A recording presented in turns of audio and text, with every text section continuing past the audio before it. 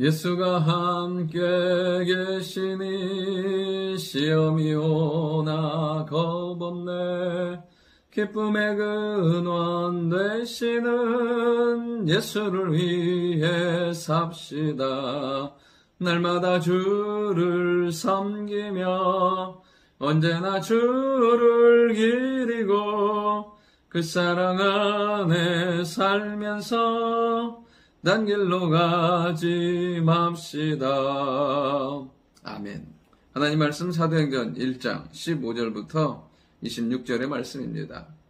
오늘 본문의 말씀은 제자들이 주의 약속의 말씀을 붙들고 예루살렘에 모여서 저녁 기도에 힘쓰는 가운데 특별히 베드로를 통해서 말씀을 정리하게 하시고 새로운 사도를 세우는 그 사명을 감당하게 하시는 것을 보게 됩니다. 우리가 기도할 때 주님은 말씀을 깨닫게 하시는 영적인 통찰력을 주시고 우리가 해야 될 일들을 알게 하시고 감당하는 능력을 주실 줄 믿습니다. 오늘 본문을 통해서 첫 번째로 살펴볼 것은 무엇이냐면 하나님의 말씀은 반드시 성취된다는 것입니다.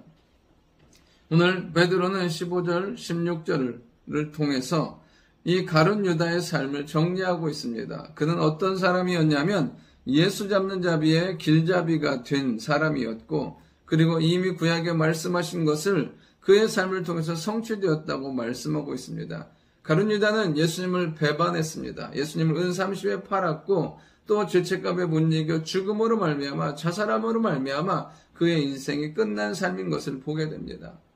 이 가룟 유다 역시도 다른 사도들처럼 예수님께 부르심을 받았고 3년 동안 주와 동행했고 수없이 많은 말씀을 들었고 많은 은혜를 받은 사람이었습니다. 근데 그의 삶의 결론은 주님을 떠나 배반하고 떠나는 거였고 그리고 결국엔 죽음으로 자살함으로 말미암아 슬픔의 교훈이 되는 것을 보게 됩니다.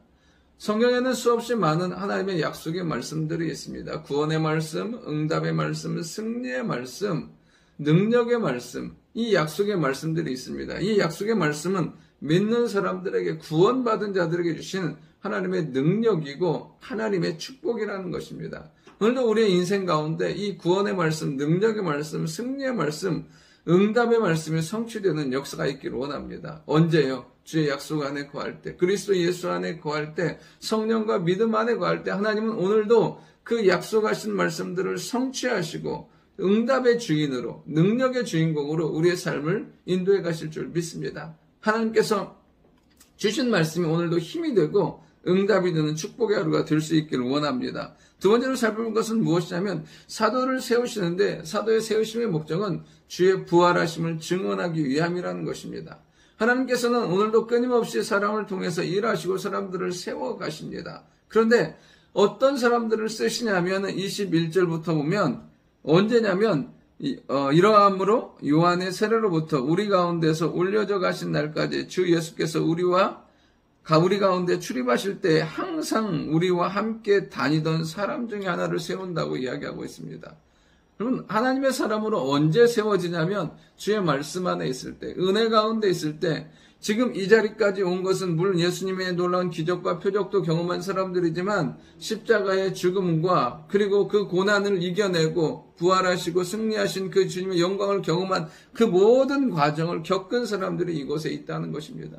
여러분, 하나님의 사람이 그냥 세워지는 것이 아니에요. 말씀을 통해서, 훈련을 통해서, 고난을 통해서 결국에는 그 십자가를 통해서 승리한 사람, 부활하심을 경험한 사람이 온전히 하나님의 사람으로 세워지게 된다는 거예요. 그러니까 결국에는 믿음의 사람들은 시간의 검증이 필요한 거예요. 그 과정 가운데서도 변치 않는 믿음, 은혜일 때도 고난일 때도 어려움일 때도 그리고 부활의 영광 가운데서도 동일한 믿음과 동일한 하나님을 향한 소망을 가지고 간 사람들은 결국 하나님은 세우셔서 하나님의 놀라운 일들을 감당해 나아가는 것을 보게 됩니다. 우리 자신도 이 과정 가운데 흔들리지 않는 믿음의 사람, 은혜의 사람들이 될 수 있기를 원합니다. 그리고 그 과정을 거친 사람들을 무엇을요? 예수 그리스도의 부활하심을 증언하기 위해서 세우신다는 거예요. 오늘도 주님께서 우리를 구원하시고 세우셨습니다. 그 이유는 딱 하나인 거예요. 예수 그리스도의 구주되심과 부활하심과 승리하심을 증거하기 위해서 우리를 세우신 줄 믿습니다. 그 모든 과정 가운데 은혜를 베푸신 주님께서 우리를 통해서 이제 그 구원의 복음이, 부활의 복음이 증거되고 선포되기를 원한다는 사실입니다. 오늘도 우리가 가는 곳마다, 머무는 곳마다, 모든 관계마다 예수 그리스도의 주되심과 부활하심을 증거하며 사는 사람, 그 부활하심을 찬양하며 영광 돌리는 우리의 삶이 되어야 될 줄 믿습니다. 마지막 세 번째로는 이제 마지막 사도를 3명 세우는데 사람의 택하심이 아니라 주께서 택하셔서 세우신다는 사실입니다. 22절부터 23절부터 보면 그들이 두 사람을 내세우니 하나는 바사바라고도 하고 별명은 유스도라고 하고 하는 요셉이요, 하나는 마띠아라. 여러분 여기서 보면 바사바라고 하고 또 유스도라고 하는 요셉이라고 하는 한 사람과 마띠아 두 사람을 세웁니다. 그러면서 24절에 보면 그들이 기도하여 이르되 무사람의 마음을 아시는 주여 이 두 사람 중에 누가 주의 택하신 바 되어. 이들이 사람을 세우는데 첫 번째로 무엇합니까? 기도하는 가운데 세우는 거예요. 여러분 이곳에도 그 마가의 다락방에도 이미 120명이 모여 있어요. 수없이 많은 믿음의 사람들이 있지만 그곳에서도 2명을 세워요. 기도하는 가운데 성령의 인도와 감동 가운데 2명을 세워요. 그리고 거기에서 그치는 것이 아니라 자기들의 뜻이 아닌 주께서 어떤 사람을 세우셨는지 알고자 하여 제비 뽑아서 사람을 세우는 것을 보게 됩니다. 그러니까 철저히 사람의 세우심은 기도하는 가운데, 그리고 마지막 택하심은 주께서 택하심으로 말미암아 사람을 세우신다는 사실이에요.